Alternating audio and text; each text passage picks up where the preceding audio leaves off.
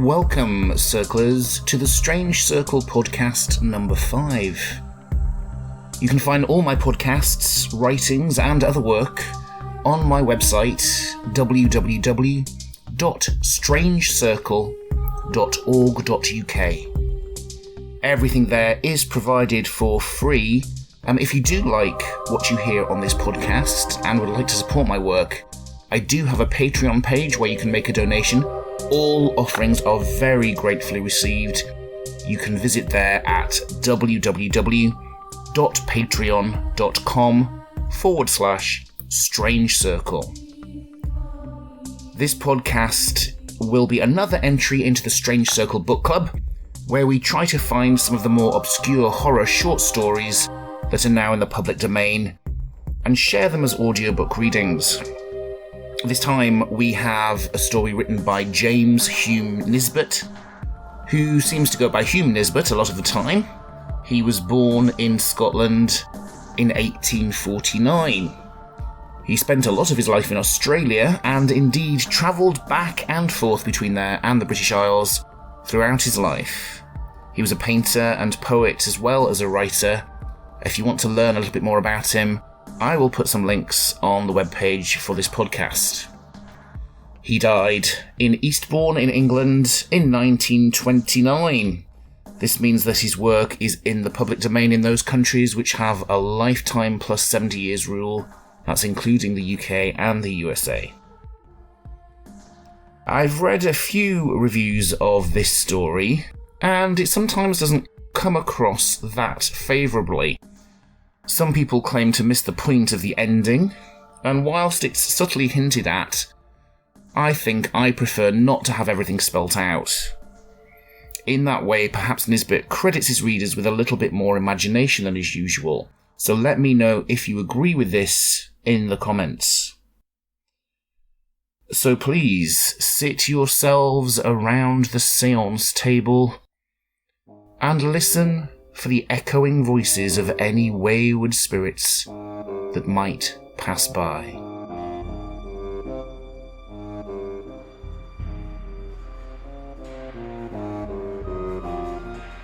The Demon Spell by Hume Nisbet.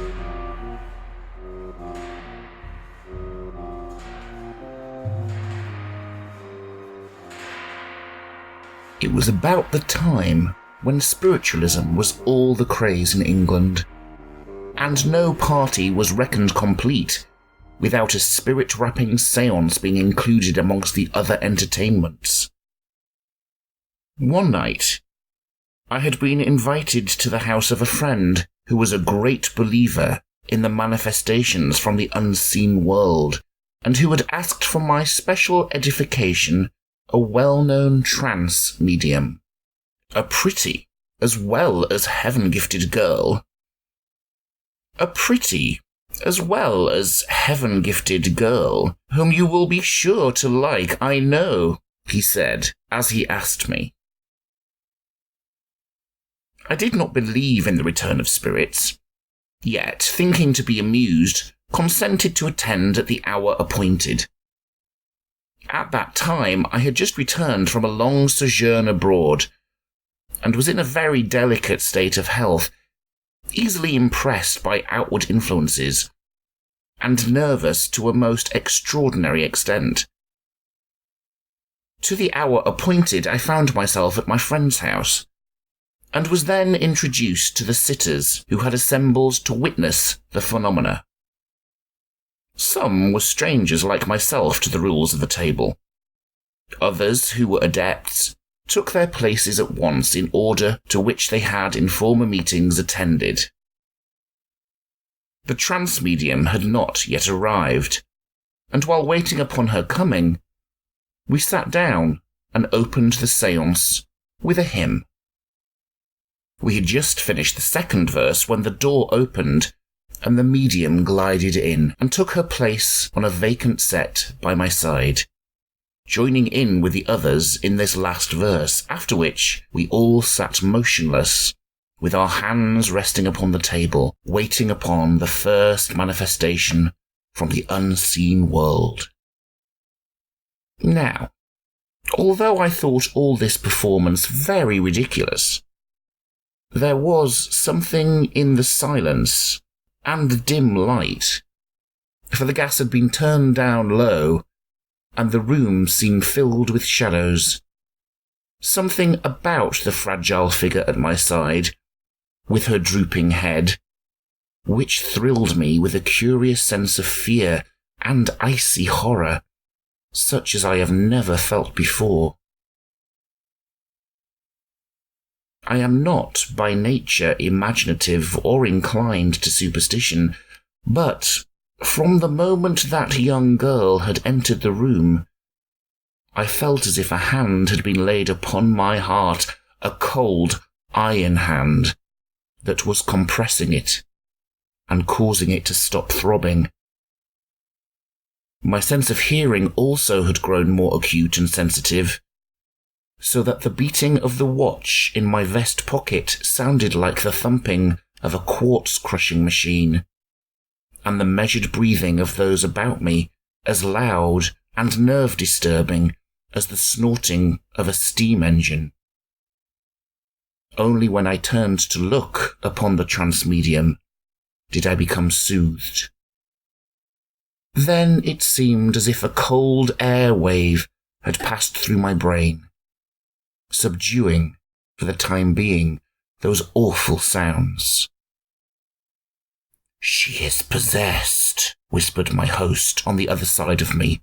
"Wait, and she will speak presently and tell us whom we have got beside us." As we sat and waited, the table moved several times under our hands, while knockings at intervals took place in the table and all round the room. A most weird and blood-curdling, yet ridiculous performance, which made me feel half inclined to run out with fear and half inclined to sit still and laugh. On the whole, I think, however, that horror had the more complete possession of me. Presently she raised her head and laid her hand upon mine, beginning to speak in a strange, monotonous, far-away voice.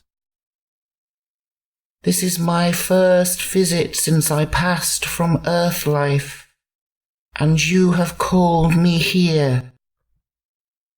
I shivered as her hand touched mine, but had not strength to withdraw it from her light, soft grasp. "I am what you would call a lost soul. That is, I am in the lowest sphere.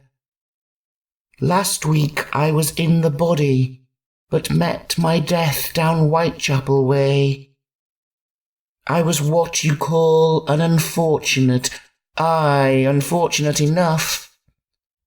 Shall I tell you how it happened?" The medium's eyes were closed, and whether it was my distorted imagination or not, she appeared to have grown older and decidedly debauched-looking since she sat down. Or rather, as if a light, filmy mask of degrading and soddened vice had replaced the former delicate features. No one spoke, and the trance medium continued. "I had been out all that day and without any look or food, so that I was dragging my wearied body along through the slush and mud, for it had been wet all day, and I was drenched to the skin and miserable, 10,000 times more wretched than I am now. For the earth is a far worse hell for such as I than our hell here. I had importuned several passers-by as I went along that night, but none of them spoke to me, for work had been scarce all this winter, and I suppose I did not look so tempting as I have been. Only once a man answered me, a dark-faced, middle-sized man, with a soft voice, and much better dressed than my usual companions.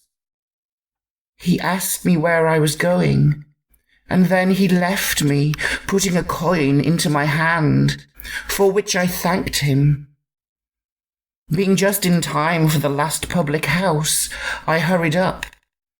But on going to the bar and looking at my hand, I found it to be a curious foreign coin, with outlandish figures on it, which the landlord would not take.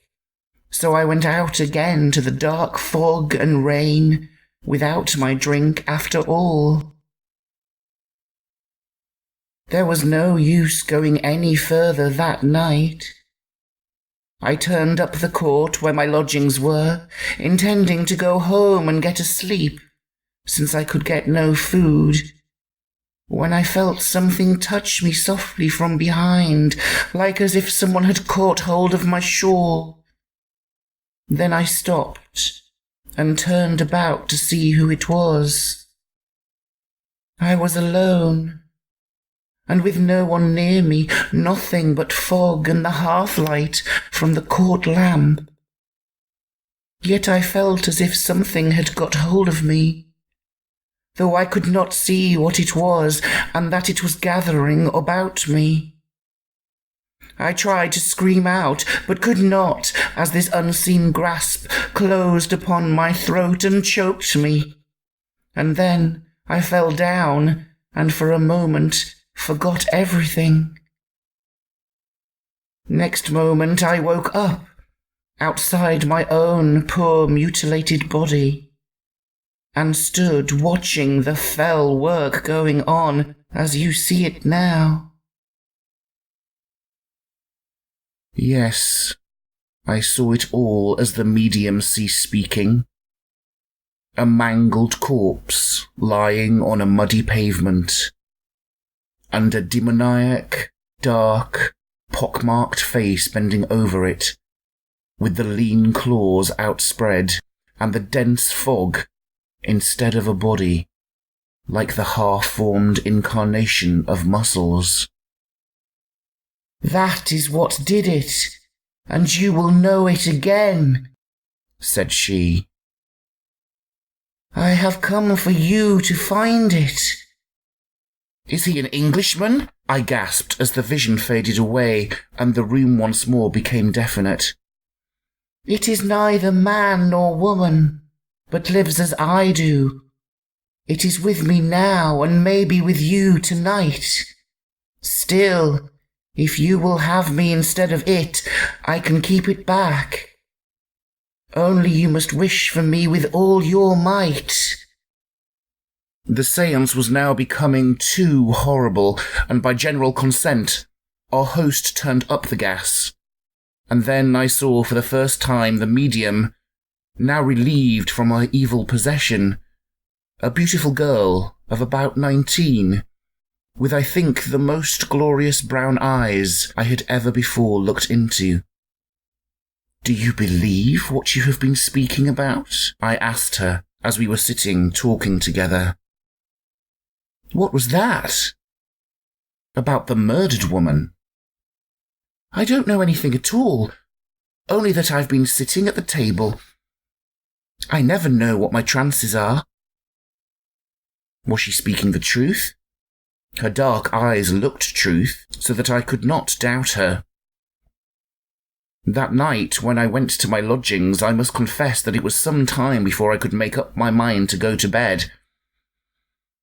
I was decidedly upset and nervous, and wished that I had never gone to this spirit meeting, making a mental vow as I threw off my clothes and hastily got into bed, that it was the last unholy gathering I would ever attend. For the first time in my life, I could not put out the gas. I felt as if the room was filled with ghosts, as if this pair of ghastly spectres, the murderer and his victim, had accompanied me home, and were at that moment disputing the possession of me. So instead, I pulled the bedclothes over my head, it being a cold night, and went that fashion off to sleep. 12 o'clock, and the anniversary of the day that Christ was born.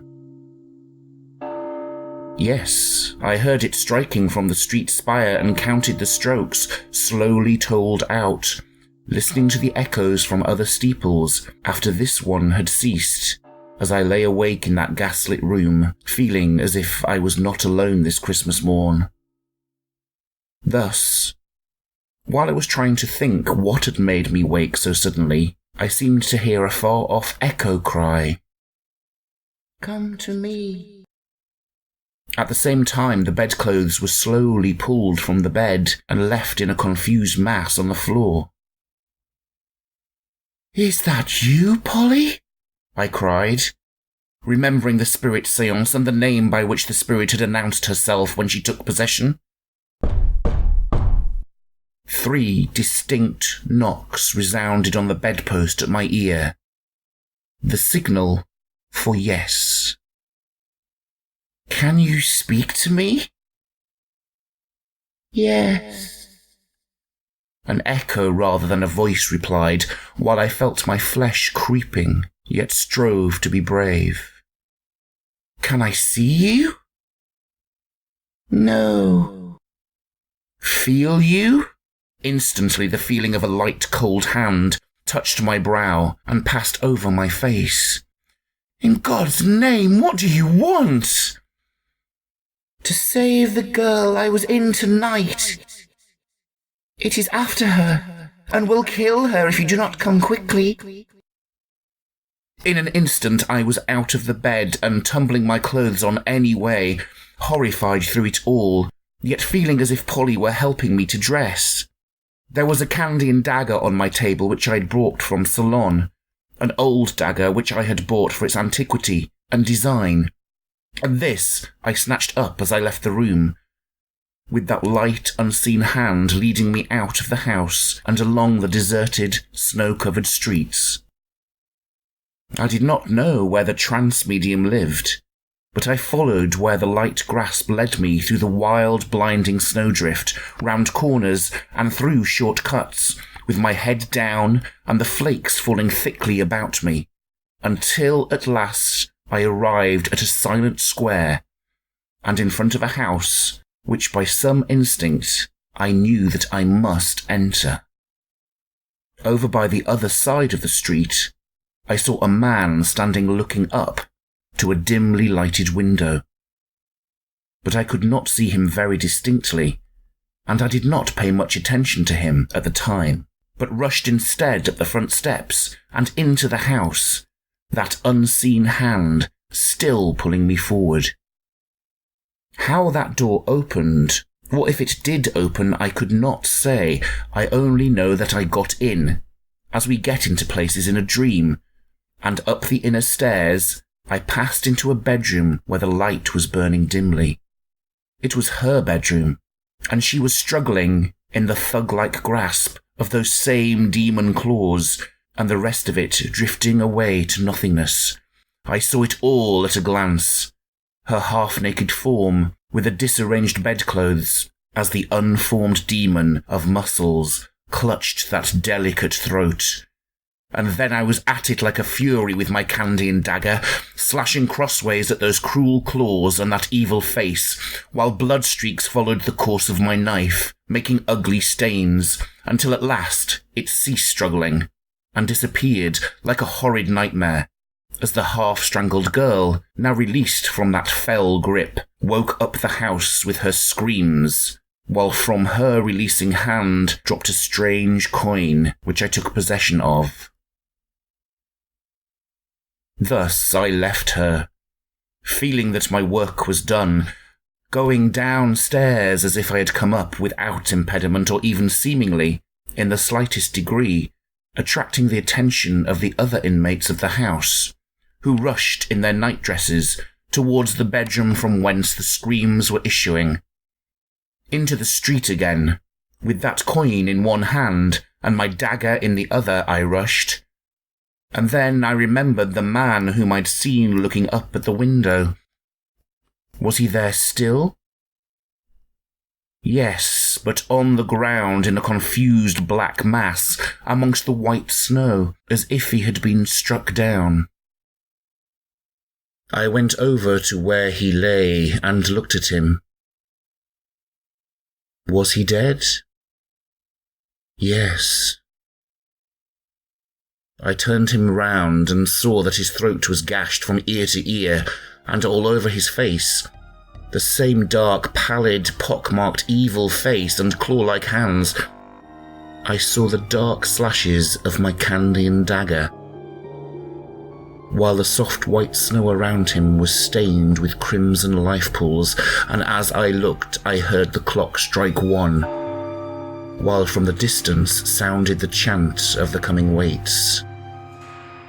Then I turned and fled, blindly, into the darkness.